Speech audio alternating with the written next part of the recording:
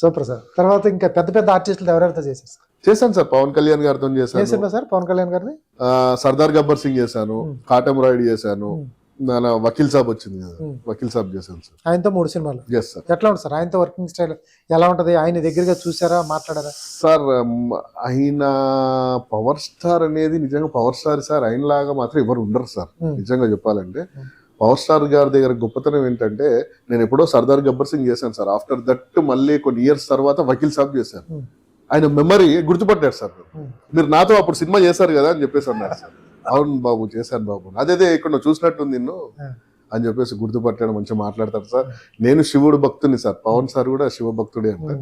ఈ త్రిశూలం చూసేసి అన్నాడు అనమాట, శివభక్తును అని చెప్పేసి. అవును బాబు అంటే నేను కూడా శివభక్తుని అన్నాడు.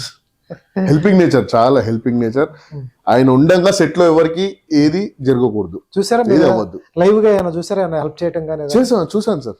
సర్దార్ గబ్బర్ సింగ్ కి సెట్ లో అక్కడ మేము ఎప్పుడు ఆర్ఎఫ్సికి షూట్ లో, ఆర్ఎఫ్సికి వెళ్ళే దగ్గర మెయిన్ గేట్ దగ్గర ఒక జామ్ పండ్ల అమ్మేది ఒక ముస్లావాడు.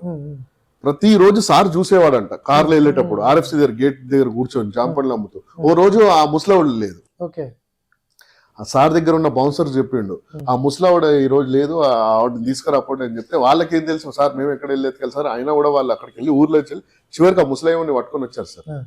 ఆ ముసలాయిని తీసుకొచ్చేసి సార్ దగ్గర కూర్చోబెడితే సార్ ఆమెకి భోజనం గిట్ల పెట్టించి 10,000 రూపీస్ ఇచ్చి పంపించారు సార్.